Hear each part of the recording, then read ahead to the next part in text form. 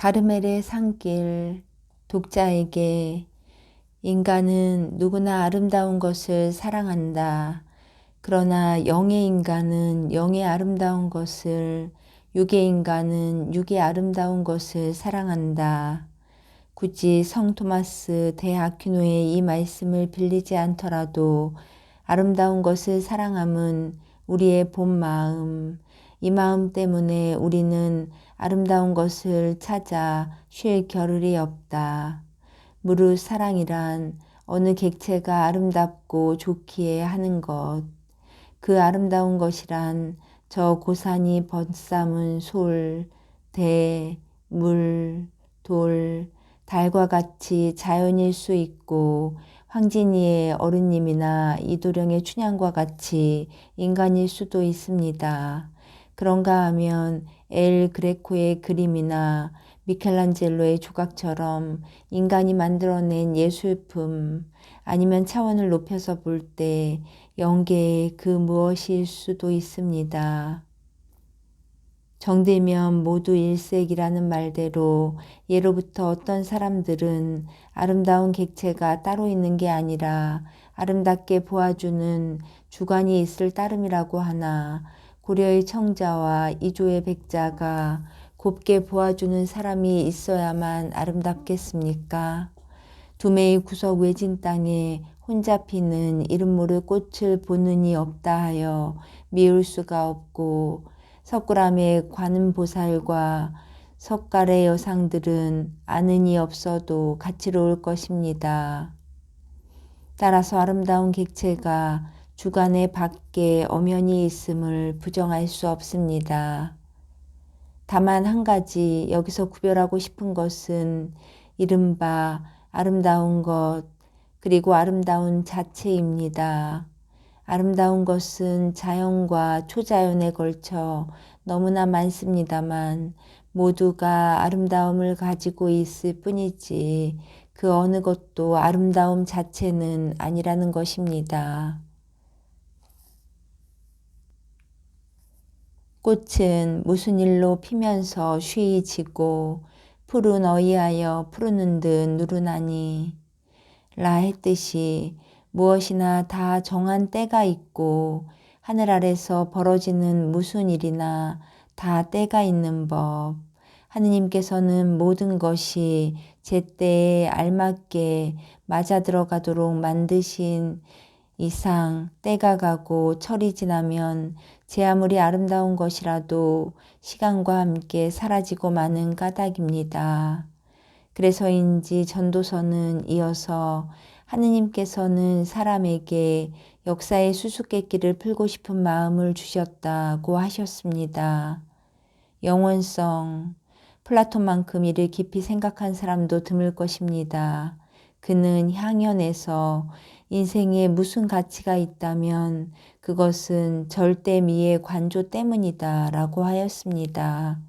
거기서 그가 가리키는 절대미란 나지도 없어지지도 않고 시공과 주관에 따라 커지거나 줄어들 수 없는 그야말로 자존 독립의 영원한 아름다움으로서 일체의 아름다운 것은 이 절대미의 부분적 참여라는 것입니다. 그는 아름다움과 아름다운 것을 이와 같이 구별해 주었습니다만 하느님의 말씀을 듣기 전에는 우리의 궁금증이 풀리지 않습니다.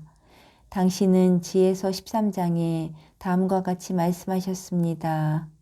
하느님을 모르는 자들은 모두 태어날 때부터 어리석어서 눈에 보이는 좋은 것을 보고도 존재하시는 분을 알아보지 못하였고 업적을 보고도 그것을 이룩하신 분을 알아보지 못하였다. 만일 이런 것들의 아름다움을 보고 그것을 신이라고 생각했다면 이런 것들의 주님이 얼마나 더 훌륭하신가를 알아야 했을 터이다. 왜냐하면 그들을 창조하신 분이 바로 아름다움의 주인이시기 때문이다. 피조물의 웅대함과 아름다움으로 미루어 보아 우리는 그들을 만드신 분을 알 수 있다. 아름다움의 주인, 이 얼마나 흐뭇한 하느님의 계시입니까? 신약과 구약을 통틀어도 오직 여기서만 볼 수 있는 이 호칭. 그리스의 철인들은 고질적인 내재의 테두리를 벗어나지 못한 나머지 범신론에 빠져들고 말았으나 플라톤의 절대미도 데미우르고스에도 아닌 하느님께서 바로 미의 주인이시라는 계시, 그리하여 인간은 피조물의 아름다움에서 그 창조주를 관조하기에 이른다는 이 말씀이야말로 얼마나 가치 있고 멋지고 가멸진 인생을 약속해주는 복음입니까? 그러길래 육체미에서 정신미, 정신미에서 창조주 하느님께 도달한 성 아우구스티노는 이렇게 외쳤습니다. 늦게야 님을 사랑했습니다. 이렇듯 오랜, 이렇듯 새로운 아름다우심이여.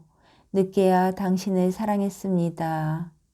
내 안에 님이 계시거늘 나는 나 밖에서 님을 찾아 당신의 아름다운 피조물 속으로 더러운 몸을 쑤셔 넣었사오니 님은 나와 같이 계시건만 나는 님과 함께 아니 있었나이다. 부르시고 지르시는 소리로 절벽이던 내 귀를 트이시고 비추시고 밝히시사 눈머름을 쫓으시니 향내음 풍기실제 나는 말고 님 그리며 님 한번 맛본 뒤로 기갈 더욱 느끼옵고 님이 한번 만지심에 위없는 기쁨에 마음이 살라지나이다.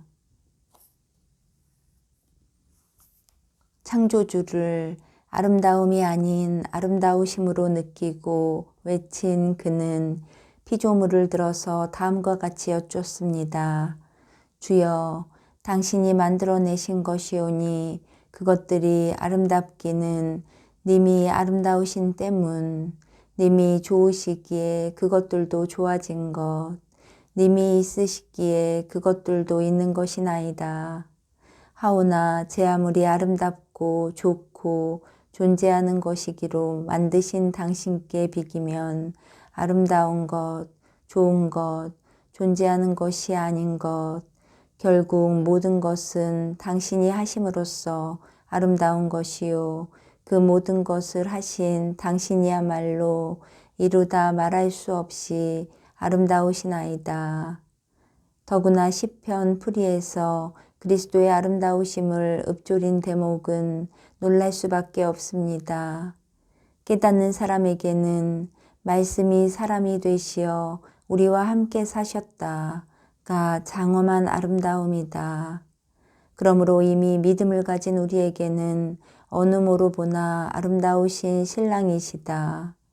하느님과 함께 계시는 말씀님이 하느님으로 아름다우시고 동정녀의 품 안에 계실 제는 아기로 태어나신 말씀님이 아름다우시니 아기로 젖을 빨고 양손에 안겨지실 제 하늘이 말을 하고 천사들이 찬미하고 학자들은 별의 인도를 받아 말구유에 계신 아기를 흠숭하였다. 그런즉 하늘에서도 아름다우시고 땅에서도 아름다우시고 모태에서 아름다우시고 양친의 팔에서 아름다우시고 생명의로 부르시며 아름다우시고 죽음을 가벼이 보시며 아름다우시고 목숨을 내놓으며 아름다우시고 다시 가지며 아름다우시니 십자가 위에서 아름다우시고 무덤 안에서 아름다우시고 하늘에서 아름다우시다. 듣거라. 이 노래의 뜻을 알아듣거라. 행여 너희 눈이 육의 아둔함 때문에 저 아름다움의 광의를 멀리할까 조심하라. 보아서 즐거운 것이 아름다운 것, 관상 생활에서 반드시 절로 얻어지는 것이 아름다움이라면 십자가의 성 요한이야말로 시인으로서 신비가로서 하느님의 아름다우심을 관상 생활에서 발견하고 그 아름다우심을 보자 반하고 미쳐버려 그와 하나가 된 성자였습니다. 당신 계시옴을 드러내 주셔요. 님 뵙자 그 고운님의 그 고우심에 날 죽게 해주셔요. 보셔요. 사랑으로 난 병이란 당신 계심과 그 얼굴이 아니시면 나올 줄이 없답니다. 하느님의 아름다우심을 일순간이나마 뵐 수 있다면 1000번이라도 모진 죽음을 달게 받으리라고 할 만큼 그에게는 과연 하느님의 아름다우신 님으로 보이고 죽사리가 오직 고우신 님 하나에 달려 있었습니다.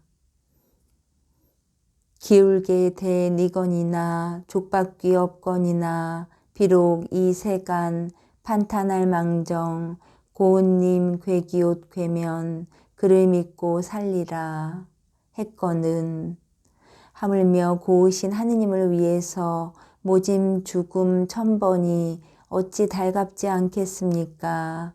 아름다우신 하느님의 영광이 빛나는 완덕의 산 꼭대기를 향하여 가르멜의 산길을 오르는 데 있어 그가 택한 나다의 길, 일체를 벗고 끊어버리고 없앰이 어쩌면 아찔한 부정같이 느껴질는지 모릅니다. 그러나 자기마저 철저한 나다로 돌려 스스로 어둠 밤이 되어야 한다는 것은 오로지 아름다우신 토두를 얻자는 자기 긍정에 있습니다.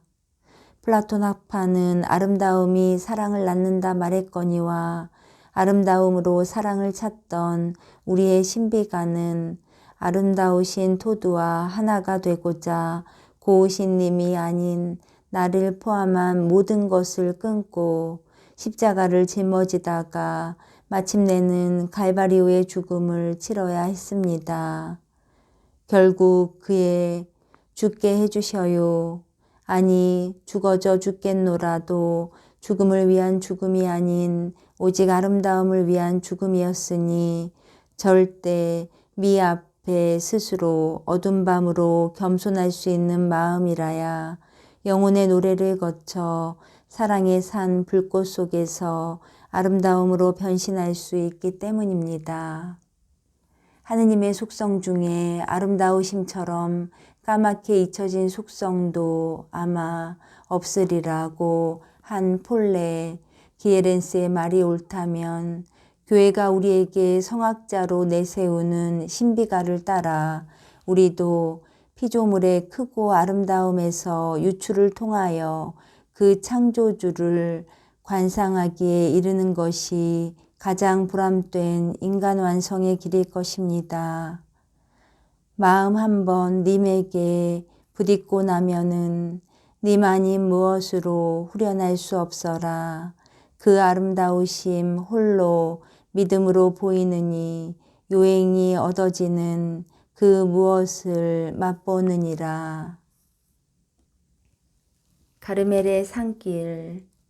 하나의 영혼이 재빠르게 하느님과 결합되려면 어떻게 다듬어져야 하는가를 다룸. 영성 생활을 비롯한 사람이나 나아간 사람에게 매우 유익한 일깨움과 가르침을 베풀어서 그들로 하여금 덧없는 모든 것을 털어버리기와 정신적인 것에도 구애되지 않기를 배우게 하고 그리하여 하느님과의 결합에 없어서는 아니 될 완전한 이탈 및 정신의 자유를 터득하게 함. 유지. 이 가르멜의 산길에서 이루어질 교설은 전부 다음 노래들 안에 포함되어 있다. 즉 여기서 하느님과 영혼과의 합일이라고 부르는 완덕의 높은 상태, 이 산의 맨 위까지 오르는 길이 그 노래들 안에 들어있다. 내가 말하려는 것이 모두 그 노래들을 바탕으로 하는 만큼 앞으로 써나갈 내용 전부를 한꺼번에 보고 이해할 수 있도록 이 자리에다 한꺼번에 모아두기로 하였다. 그러나 설명을 해나갈 때에는 그 내용과 설명을 알아보기 쉽도록 각 절과 각 구를 나누어서 보는 것이 좋을 것이다. 그 노래란 다음과 같다. 노래. 이 노래에서 영혼은 하느님과 하나 되고자 믿음의 어두운 밤을 거쳐가다가 스스로의 벗음과 씻음에서 발견한 행운을 읊조린다. 어느 어두운 밤에 사랑에 타 할딱이며 좋으시고 행운이여 알 이 없이 나왔노라. 내 집은 이미 고요해지고 변장한 몸 캄캄한 속을 비밀 층대로 든든하이 좋으시고 행운이여 캄캄한 속을 꼭꼭 숨어 내 집은 이미 고요해지고 상서로운 야밤중에 날 볼 이 없는 은밀한 속에 빛도 없이 길잡이 없이 나도 아무건 못 보았노라. 마음의 속타는 불빛밖엔 한낮 빛보다 더 탄탄히 그 빛이 날 인도했어라.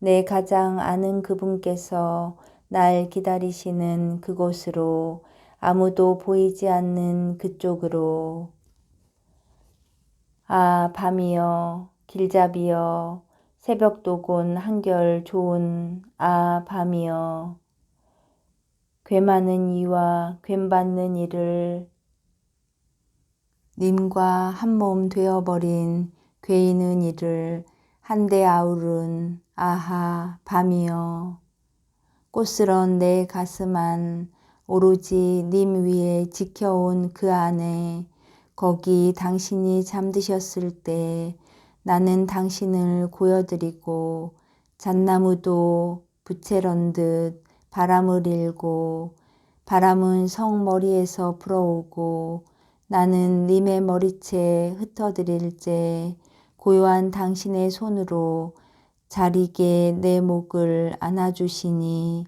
일체 나의 감각은 끊어졌어라. 할 일 없이 나를 잊고 님께 얼굴 기대이니 온갖 것 없고 나도 몰라라. 백합화 떨기진 곳 속에 내 시름 던져두고 머릿말 인간이 하느님의 사랑으로 당신과 완전히 합의를 이루는 것은 이승에서도 가능하다. 그러나 그 하느님의 빛에 도달하려는 영혼이 거쳐가야 하는 어둠 밤을 설명하고 이해시키기 위해서는 내 지식과 경험의 빛보다 훨씬 더 큰 빛이 필요하다.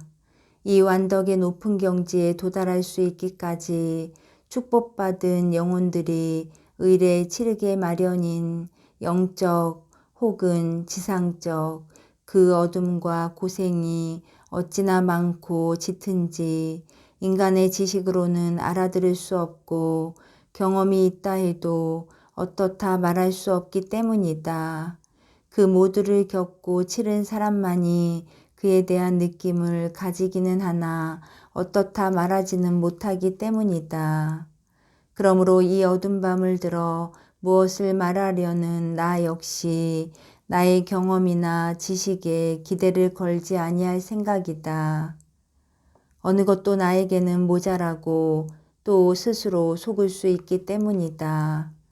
이 두 가지가 전혀 도움이 안 되는 것은 아니지만 하느님의 은총을 힘입어 내가 말해야 될 그 전부, 그 중에도 가장 중요하고 알아듣기 어려운 대목은 성서를 끌어쓰겠는데 성서를 따라가기만 하면 바로 성령이 거기서 말씀하시는 만큼 우리는 틀리는 법이 없는 것이다.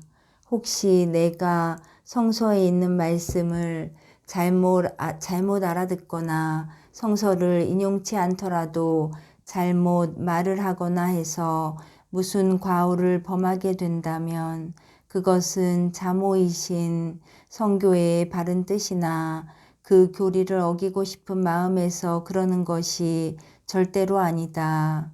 이런 일일수록 나는 교회의 명령에 절대 복종할 뿐 아니라 보다 나은 이성적 판단을 해주는 사람이 누가 되었든 다만 그를 따를 것이다.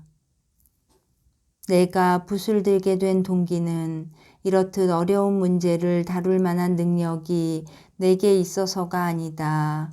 워낙 이것이 많은 영혼들에게 필요한 만큼 적이나 서술해 보겠다는 나에게 주님께서는 반드시 도움을 주시리라는 믿음이 있어서다. 많은 사람들을 보면 완덕의 길에 들어섰다가도 우리 주께서 어둠 밤을 거쳐서 당신과의 합의에 도달케 하시려면 그냥 주저앉고 만다. 때로는 이들 자신이 그 어둠 밤으로 들어가기가 싫어서 그러는 수가 있고 아니면 어둠 속으로 인도하시는 것을 꺼려서 그러는 수도 있다.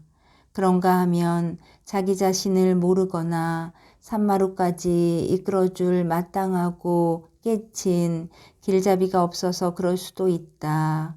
하느님께서는 많은 영혼들이 앞으로 나아갈 수 있도록 그 재능과 은혜를 내리심으로 힘을 낼 마음만 있으면 높은 데까지 오를 것을, 그럴 마음이 없거나 마음이 있어도 길을 모르거나 알아도 가지 않거나 혹은 첫걸음에서 발을 떼도록 가르치는 이가 없어서 낮은 데서만 하느님과 사귀는 사람들이 많은 것은 참으로 딱한 일이다. 설사 우리 주께서 이런 것 저런 것 가릴 것 없이 많은 은혜를 내리시어서 낮은 데를 벗어나게 해주신데도 그들이 다다르는 것은 너무 더딜 것이고 그나마 수고만 많을 뿐 공은 적을 것이니 순수하고 확실한 합일의 길에 있어 하느님께 적응하는 이보다 스스로를 제 자유에 맡기기 때문이다. 물론 하느님께서 그들을 인도하시고 구태여 그들의 협력이 없어도 인도하시는 것이 사실이기는 하지만 인도하심을 받아들이지 않는 그들 자신이 도리어 반항을 하기 때문에 길은 나가지 못하고 통 마음을 쓰지 않기 때문에 공은 적고 수고만 많은 것이다. 사실 어떤 사람들은 하느님께 자기를 맡기어 스스로를 돕는 대신 철없는 짓과 반항으로 하느님의 손길을 막아버린다. 그들은 어린이들과 같다.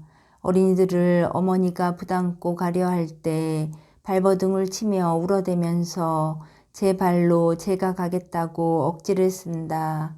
그 바람에 어머니도 걸음을 걷지 못하고 걷는 데야 어린애의 걸음 발타는 본세가 되어버린다.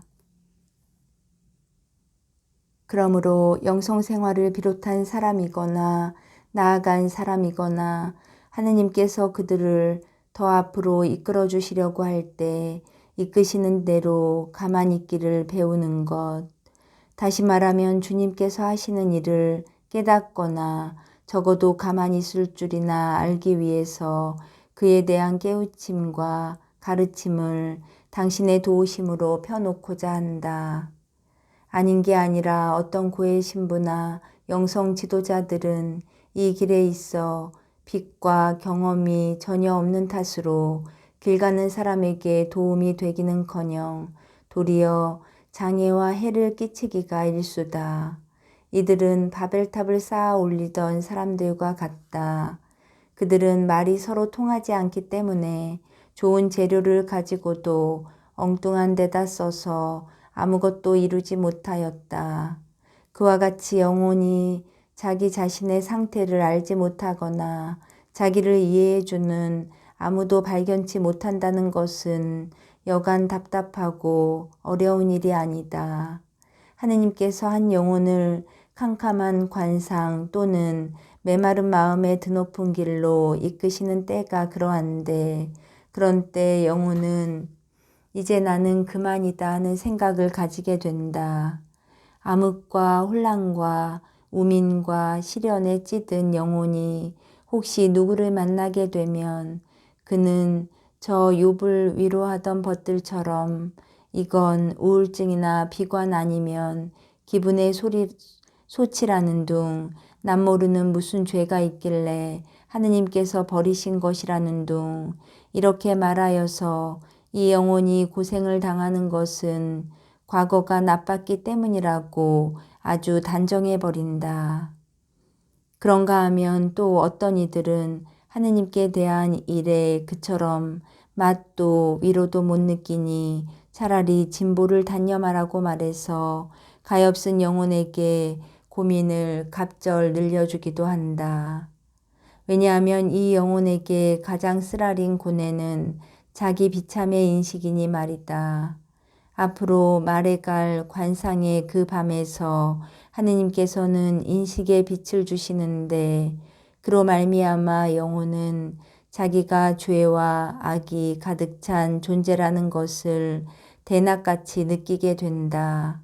그런데다가 누가 나서서 그의 생각을 대변이나 하듯이 이건 과거의 죄 탓이라고 한다면 영혼은 고뇌와 압박감이 한없이 커가고 죽기보다 더 괴로워지는 것이다. 그런 고해 신부들은 이것만으로는 마음이 차지 않는지 이 모두가 죄 탓이라고 단정하여 가엾은 그 영혼들로 하여금 과거를 되살피게 하고 자꾸만 충고해를 거듭하게 해서 그들을 다시 십자가에 못 박아 버린다.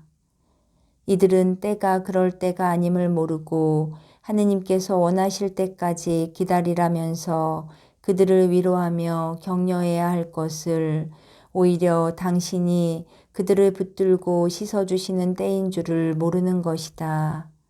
때가 이르기까지는 고해 신부가 무엇을 하라든 무슨 말을 하든 아무 소용이 없으니 말이다. 그러면 이런 경우 영혼은 어떠한 몸가짐을 해야 되며 고해 신부는 그 영혼을 어떻게 다루어야 하는가? 영혼이 씻음, 정화의 상태에 있는가? 있다면 그것이 영의 정화, 이 정화, 씻음을 우리는 어둠 밤이라 부른다. 아니면 감각의 정화인 줄을 무슨 표적으로 알아낼 수 있는가? 그리고 우울증이 그 원인인지 혹은 감각이나 정신의 결함이 그 원인인지를 어떻게 식별할 수 있는가를 하느님께서 도우시는 대로 말해볼까 한다. 실제로 어떤 사람들 또 그들의 지도자들을 보면 자기네 생각으로는 하느님께서 영적 정화의 어두운 밤길로 그들을 인도하시는 것 같지만 사실은 그것이 아니라 이상 말한 어느 결함인 경우가 있다. 그런가 하면 어떤 이들은 기도를 안 하는 줄로 생각하지만 오히려 기도를 많이 하는 편이고 또 다른 이들은 기도를 많이 하는 줄로 알지만 아무것도 하지 않는 것이다.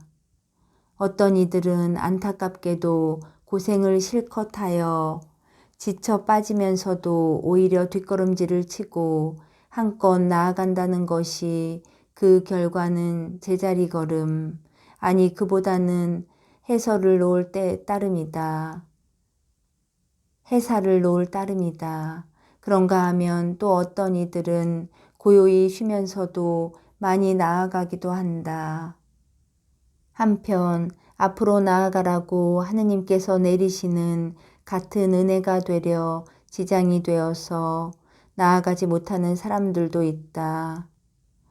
하느님을 따라서 이 길을 걷는 이들은 기쁨과 슬픔, 희망과 고통 같은 가지가지를 겪게 마련인데 어느 것은 완전한 영에서 오고 어느 것은 불완전한 영에서 오는 것이다.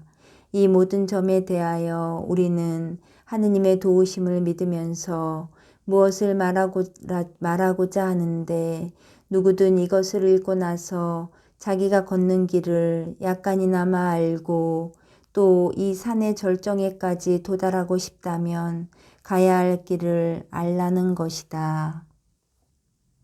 그리고 이것은 어디까지나 영혼이 하느님께 나아가는 데 있어 어둠 밤의 가르침인 만큼 독자는 어둠 구석이 있더라도 놀랄 것이 없다. 내 생각으로는 처음에 읽을 때만 그럴 뿐 앞으로 나아갈수록 먼저 한 말이 더 쉽게 이해될 것이니 이 대목이 저 대목으로 밝혀질 것이다. 더구나 두 번째 다시 읽노라면 아주 뜻이 환하고 가르침이 틀림없이 나타나리라고 나는 믿는다. 그러나 혹시 누가 이 가르침에 만족을 느끼지 못한다면 그것은 내 지식이 모자라고 표현력이 어색한 탓일 뿐 소재 자체야말로 좋은 것이고 매우 필요한 것이다.